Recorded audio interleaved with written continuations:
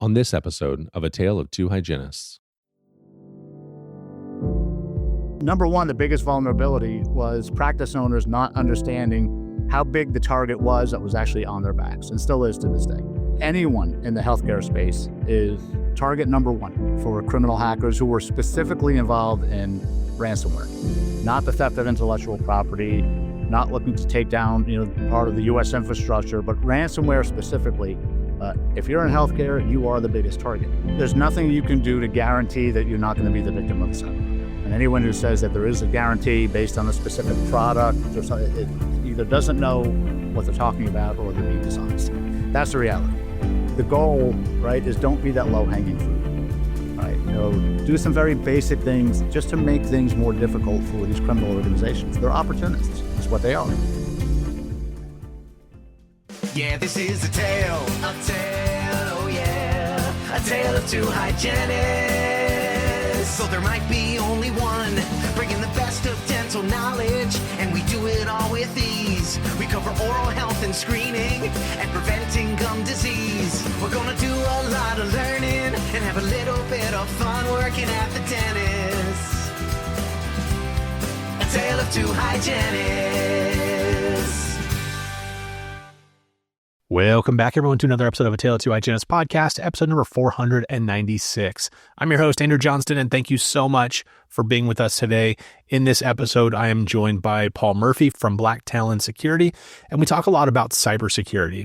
Having had one of our practices hit before, it was incredibly devastating, not only for the patients that had to be communicated to, but also with the leadership and the owners and all of those people that were working day and night to get things rectified. It is a devastating occurrence when this happens. And so I'm very lucky to have Paul on here talking about all the different things that we as clinicians might not actually pay attention to or even think about. He talks a lot about kind of the evolution of cyber attacks, where our offices are the most vulnerable, what kind of things we can put into place to protect ourselves, and really the sophistication that these cyber criminals have. There was one point in the interview, I enjoyed it, and hopefully you'll enjoy it too, but Paul said something that was kind of just it took me back a little bit, and he said there's actually honor among thieves in this space. I hope you key into that, pay attention to what he's saying. It's really fascinating all the way to the very end. So a huge thank you to him for his time and expertise.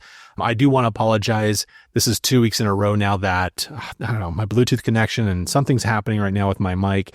So I apologize about my audio quality, but I thank him for his professionalism during that time. This week, we are also at RDH Under One Roof in Dallas. I should be arriving actually today. I will come in a day early, and then I'll be podcasting on Friday, Saturday, and Sunday. And then don't forget, we have a DSO panel for Sunday morning.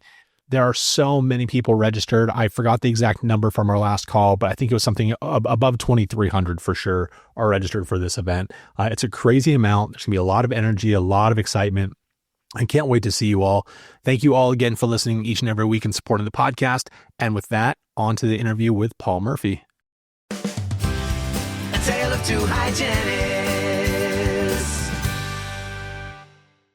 Listeners, welcome into a very special episode of Tale of Two Hygienists. This is the interview portion, joined today by Paul Murphy. Paul, thank you for being with us today. Sure. Thank you for the invitation. Honored to be here. Absolutely. Listeners, I also have my boy Hiram on. Hiram was on episode like 7 or 8 or something, like forever. 10 years ago when we did some dental trivia questions, I think, with them. He is now going into his senior year of high school. He's thinking about doing cybersecurity. He probably won't say too much because he's a little bit shyer. But Hiram, welcome to the show. Thank you. So, Paul, why don't you go ahead and start off with a little bit of your background? Tell us about what you're doing, and then we'll jump into some of the issues that we're seeing at the dental offices. Sure. Yeah, happy to do it. So, my background is actually dental technology. I do not have a cybersecurity background. Spent many, many years working in the dental technology space, involved in everything from practice management to imaging. Very involved in the early days of cone beam technology. So I worked with the company that's now CareStream, that at the time was PracticeWorks, and then moved over to iCat, where I was for many, many years. Half of the people who work at Black Talon have a background in the dental technology field. The other half have a background in specifically cybersecurity, and we kind of combine those two areas of expertise into forming Black Talon. Oh, interesting. I mean, I think that would have to be necessary, right? 'Cause it's only one half of the business talking and then interpreting for the other half. Sometimes I think sometimes it's a little bit uh, interesting talking to people in the cybersecurity space. They don't necessarily speak dental, do they? They do not. No, they do not, and it's a tough one for sure. As you know, being involved in dental networks, they're Yeah. sometimes held together by band-aids and dental floss. So why did you take this pivot then? Why did you go into the cybersecurity space when we're having so much success in the CBCT and all that other imaging space?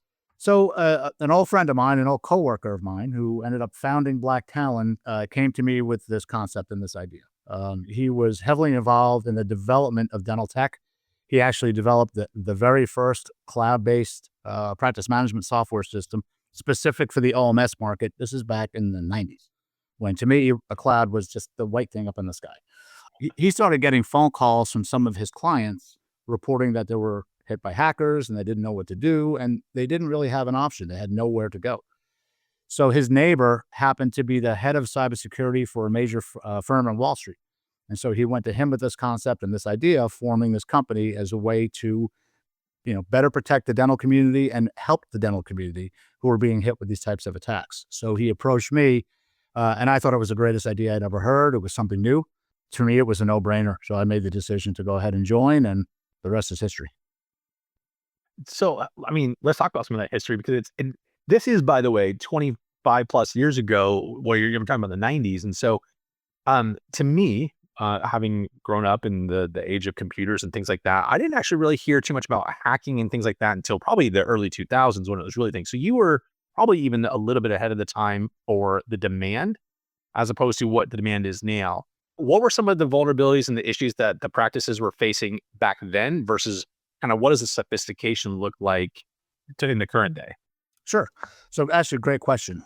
Number one, the biggest vulnerability was practice owners not understanding how big the target was that was actually on their backs, and still is to this day. Anyone in the healthcare space is target number one for criminal hackers who were specifically involved in ransomware, not the theft of intellectual property, not looking to take down, part of the U.S. infrastructure, but ransomware specifically. If you're in healthcare, you are the biggest target. And so the biggest vulnerability was really not understanding that threat, right? And what was at stake. Ransomware meaning they're going to lock you out until you pay and I apologize. I don't know all the terms and things like that in this space. Sure. It's always evolving, ransomware. Today, it doesn't resemble what it looked like even 4 years ago. If I go back, really when these attacks started taking off in dental was right before COVID, right? It was about 2018, 2019. And at that time, what would happen is criminals would gain access to a practice's network. They would encrypt data or lock it and prevent access, and then they would hold access at ransom.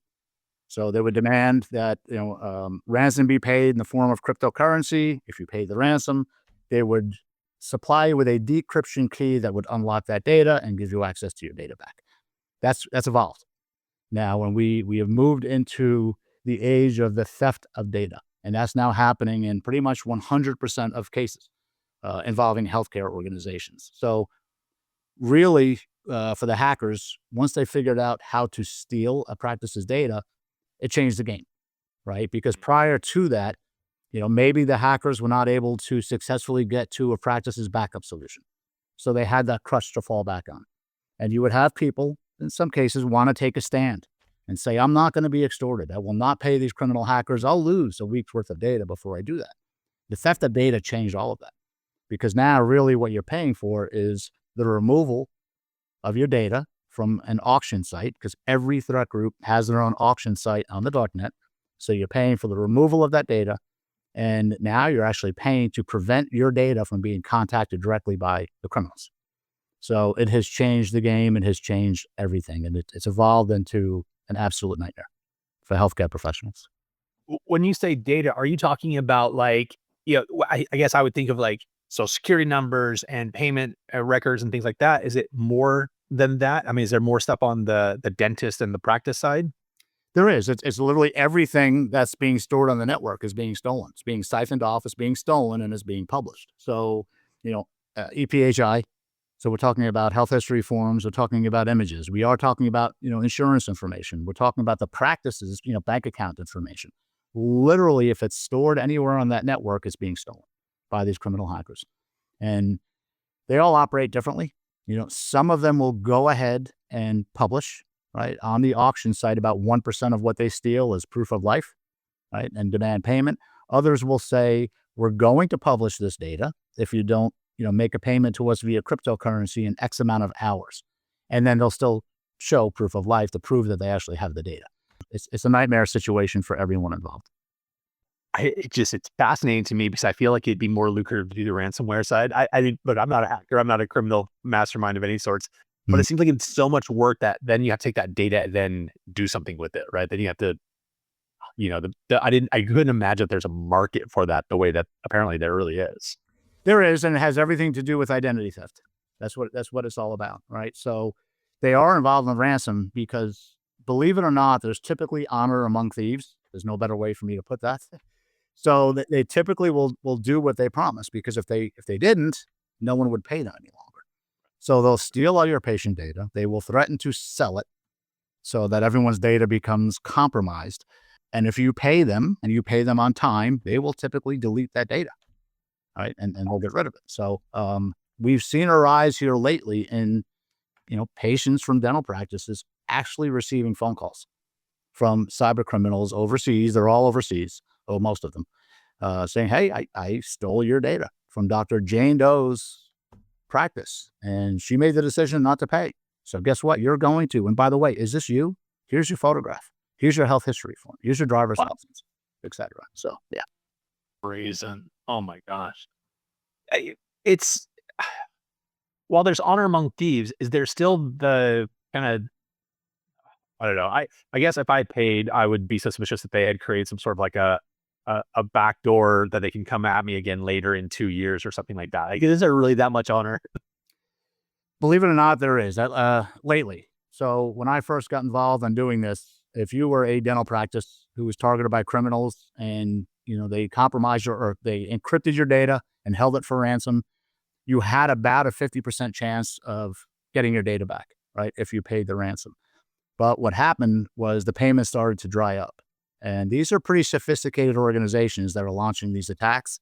They got smart quickly. And they understood, if we don't deliver on what we're promising, no one's going to pay us. And then we're not going to make any money. So we better start delivering on what we're promising. So it's rare that we see someone's data not be removed from an auction site or data returned to them if it's still encrypted once an organization makes a payment. That's absolutely fascinating. Yeah. So the access point for these cyber criminals, are we seeing the same issues at the dental practice level? Like there's the same kind of openings that people are extorting that just dentists and owners just aren't paying attention to? Yes. I mentioned earlier that, this threat is ever evolving and the criminals are constantly changing their tactics and their methodologies to give them access. However, there's two main ways that dental practices are being hacked. Number one is people. That's number one by far. So it's the social engineering of humans, right? Tricking people into giving the criminals access onto a network. And they have gotten really good at being able to do this. I'll share one quick story with you. And this is not new. This is about a year old. We had gotten a call from AAOMS because they had been contacted by the FBI and they were asked to join a phone call. So the phone call was with an FBI agent, AMOS, and the ADA. And we joined that call. The agent that was hosting the call said, this is just a warning that some of our agents have picked up some chatter on the hacking forums on the darknet that the OMS, the oral maxillofacial surgery community specifically, was about to be targeted by one specific group. It's the same group that had wreaked havoc against the plastic surgery community like 6 months prior. So you may want to at least alert your members to be on high alert, right? Make sure they're communicating with the staff. Don't fall for tricks. And it was also very vague, and the phone call ended. And we knew had to be more to that story. So we were able to pick up the phone and get that agent back on the phone. And we asked the questions, like, what is this methodology? Because there has to be more data. And so what happened was these criminals were calling an OMS practice. right? And posing as a new patient, right? No accent, everything perfect English. They knew how to speak to an OMS practice, and they would say, in this case, it was, "Hey, I'm trying to register as a new patient. I see you have this new patient registration on your website, but it's not allowing me to submit. Can you just email me the forms? I will fill them out and email them back to you." And so front desk, of course, is like, "Oh, new patient, absolutely." And so the criminal would wait, 10 or 15 minutes, call the office back, ask to speak to who they spoke with earlier. So there's some familiarity there. And they would say, "Hey, I just want to make sure that you received my email. And also, I attached a copy of my insurance card. Can you just make sure that came through?" And that click was launching ransomware. It was that quick. So we were like, wow, it's not often, right? This is new that we're seeing these hackers now using phone. And what had happened was, like us, they're reliant now on AI technology, and they're using it heavily to, number one, how do I have a conversation with an oral and maxillofacial, practice, number one, and then how do I disguise my voice? How do I disguise my accent? So they're actually using, AI created avatars to have that conversation for them. And so, we took that information, that methodology that we were given by the FBI, we spun up a training video in about 30 minutes because we use AI for that. And we gave it to the ADA and AMS and the AAO and AAE and every state dental association and said, "Get this out to all of your members because this is going to spread like wildfire." But that's just kind of one example of the lengths that these criminals are going to. That and business email compromise, which is out of control at the moment. They can essentially pose as whoever they want to pose as. It could be a specialist in your area. It could be a generalist office, communicating with a specialty office. It could be someone from Shine, Patterson, et cetera. They've gotten very good at it. So that's number one. Number two is the exploitation of technical vulnerabilities. That's the second most common way they gain access. These vulnerabilities are the open doors and windows that exist in every practice. They're on firewalls, they're on workstations, they're on servers. They could be on a smart television that's sitting in a waiting room. They could be on a smart thermostat. They could be on the all-in-one printer. But it's become incredibly important that offices, make sure they have something in place where they're detecting all these vulnerabilities and that plan for remediation of what's discovered. This is incredible. This is, I mean, the first option is just so next level sophisticated. I guess they're after money and it's a good market, so that they'll create options for themselves. But as as someone that works in the offices day in, day out, and I've known how many things that all the gadgets that we use, we're all connected now. Even the little scanner for our doors, it's all on the Wi-Fi networks and things like that. Like everything that unlock the door, everything. It just seems a little bit daunting for someone that's not in this space to know how to protect myself. And so I feel like the next logical kind of question would be one, is it practical to think that we can protect ourselves to a degree that we're not going to be hacked or anything like that? And then two, if that is a reasonable expectation, what do we need to be doing to get to that point? Okay. Yeah. Great questions, actually. So no, there's nothing you can do to guarantee that you're not going to be the victim of a cyber criminal. And anyone who says that there is a guarantee based on a specific product or something, it either doesn't know what they're talking about or they're being dishonest. That's the reality. The goal, right, is don't be that low-hanging fruit. Right. Yeah. So do some very basic things just to make things more difficult for these criminal organizations. They're opportunists, is what they are. And they know there's plenty of low-hanging fruit out there. Right. So if you just make it difficult for them, you go a long way in reducing your risk. Train your people, identify the technical vulnerabilities, and remediate them. Have a plan for quick remediation in place. You can reduce your risk by as much as 90% by just those two things. Right. Have ethical hackers test your network, right? To test its resiliency. Can it stand up to an attack? There's some very affordable options out there from some companies that specialize in doing this stuff. And this is not going to be a salesy thing, but do something. That's the answer, right? Do something. If you make it difficult for them, they're going to move on down the road because there's a lot of low-hanging fruit out there. That's reality. Don't make the mistake of assuming that your office's IT provider is an expert in cybersecurity. They're not. This is not a knock against IT. If you work with a good IT provider, they are worth their weight in gold. But what they're not are cyber experts. right? You have to be immersed in this world. If you're not doing incident response cases and keeping up with the latest methodologies that criminals are using, you can't keep up, right? You can't. And I think IT folks have been put in this unfair position sometimes where sometimes practice owners are like, hey, you have me protected? And they're like, yes, because what else are they going to say? And again, it's not a knock against IT, but they're not experts in cyber. Two completely different verticals. One of the things that I had seen on Black Talon's website is, and this was something that actually happened to one of the practices I worked at several years back, is you guys will come in is it remediation? I can't remember exactly what it is, but it's like after the attack, you all come in and like you try and kind of mitigate the issues. Can you talk a little bit about what that experience might look like for someone? I know that we're not going to be talking about too much safety things, but I think that this is still a really important thing of what do I do if I have been attacked, and if like how fast do I have to act? How fast do I have to call someone? Like what does that whole timeline look like? So it's not pretty. So that's the other side of our business. Our focus is prevention, but for 8 years, we've been a full incident response company, and we've handled hundreds of ransomware cases that have been launched against, dental practices of all sizes. Number one, you're going to have to plan to be down no matter what for at least a week to 10 days. There'll be no production. There'll be no access to data. There'll be nothing. You have to, like, your first call, number one, is to your insurance company. If you have a cyber policy, that's call number one, right? Call your insurance provider, because chances are they're going to assign you a legal representative who's an expert in breach cases and HIPAA. And then they will typically assign you an incident response company, to work with. So the role of an incident response company is to come in.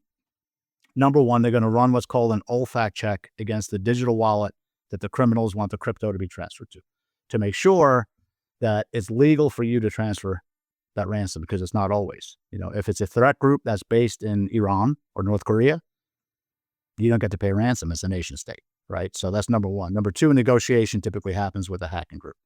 So, companies like ours or people like me, I'll pose as the affected doctor in a practice that got hit, say, hi, I can't afford this, please work with me. And so there's a negotiation that takes place, all while the forensics investigation has already begun to determine what the access point was, what exactly was accessed.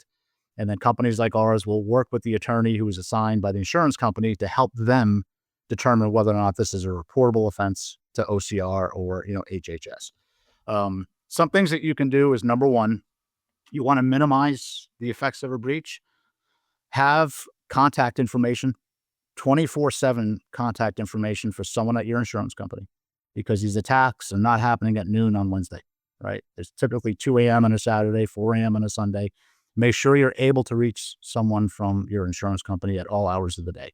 IT, same thing, because they do play a big role in the remediation, post-breach. So make sure whatever the IT resource is that you work with, you have contact information for them where they could be reached 24/7. One thing I'll tell people is if you're a single doc, single location, have a laptop, right? Locked away somewhere that has your practice management software, it has your imaging data, just locked away, disconnected from the network, that you can potentially rely on to at least limp along while you're going through the recovery process, right? Maybe you can at least have access to be able to call people to say, hey, we're closed, before they start showing up and you don't have answers for them. So those are just some suggestions for, some of the things that you can do to minimize, the effects. Just a couple kind of out of left field questions as we kind of wrap up here. Are we seeing that the larger organizations for dentistry are being affected more than private practice? Is one more vulnerable than the other? No, you would think that, right? So, but it has very little to do with it. Oftentimes, these criminals don't know who they've hit until they're already in, right? And then they're like, ooh, that's a health history form, right? That's a .dcm extension file. That's a cone beam machine, right? And that's when they'll plant themselves and begin doing recon. And oftentimes, again, they don't know who they've hit until they're already in the door. Now, obviously, it's a lot more expensive, right, for DSOs than it is for private practice, but everyone's a target, like everyone. And what started happening when I mentioned the evolution of ransomware and how the hackers have moved into the theft of data, that's created a whole other nightmare situation for everyone. Class action attorneys have gotten access to these auction sites. Now, they know when offices are hit. It's not like they haven't tried bringing class action cases against, dental groups before as a result of breaches. But what they didn't have is the ability to prove that harm was actually done to a patient when data was just encrypted. It could only be assumed. Now that data is being published, they can prove that harm was done. And that was the removal of that barrier to entry for these class action people. And so when this started a couple of years ago, it was targeted mostly against dental service organizations, but now it's trickled down to private practice as well. So, it's you're breached, and you can imagine the nightmare, right? The situation that you're in where you're closed for 7 to 10 days, and you don't know if you're going to be able to make it through this, and you start feeling, basically invaded, because the invasiveness of the attacks is pretty extreme when you understand that someone's been watching you, right, for a week to 10 days. And then maybe as you start to see that light at the end of the tunnel, all of a sudden, local TV channels on in the waiting room, and it's, hey, were you a patient at, General Dental of, certain town or whatever? If so, your data was likely compromised. Please reach out to Snake, and Shark, right? Because it's basically a class action. That's what the theft of data has evolved into more recently, and it's affecting everyone. So it's bad. Besides, It doesn't matter. Geography doesn't matter. No, I was just say you actually answered one of my last questions about like the legality of it, and the dental practices have a responsibility to report this to all the patients that have been affected. Is there also some reputation management that should like occur with all of this? Like, how does that even kind of play out? Because if you've been hacked, it doesn't really feel like it's your fault, but at the same time, it's kind of your responsibility still. Yeah, reputational harm is very real, right, when it comes to these breaches. So yeah, there are PR organizations that specialize, right, in assisting, repairing, right, that reputational harm that was done. Because to your point, you do have to notify patients, and then these things have a tendency to spread like wildfire, right? Especially in the smaller communities, right, where you have groups of people, they may be at their children's sporting event together. Like they could be at church, or they could be here or that, and it's like, oh, my data was compromised, and it spins out of control very quickly. So there's definitely damage control that needs to be done. There's too much negative associated with these breaches. You have compliance and regulatory issues, you have potential legal repercussions, you have the reputational harm, you have the loss of EBITDA and profitability, right, because you can't function. And then you're outlaying all of this money that goes along with the cost to recover. So just a bad situation across the board. But, you asked me the question earlier, are there things that you can do to better protect yourself? And the answer is yes. Yeah, the answer is yes. You could reduce your risk significantly, but it involves you having to do something. Not nothing. Yeah, got to be proactive on that. 100%. Paul, I appreciate you so much for your time. If someone was, looking for services, things that you guys can provide, consultations, whatever, how might they look you up? How might they find you guys? The best way is just go to our website, blacktalonsecurity.com. There's a phone number there, option to schedule, consultation with any of our folks, me included. But the best bet would be just visit blacktalonsecurity.com. Awesome. Thanks for being here. Thanks for the invitation. So happy to be here. Take care. Yeah, this is a tale, oh yeah, a tale of two hygienists. So there might be only one, bringing the best of dental knowledge, and we do it all with ease. We cover oral health and screening, and preventing gum disease. We're gonna do a lot of learning, and have a little bit of fun working at the dentist. A tale of two hygienists.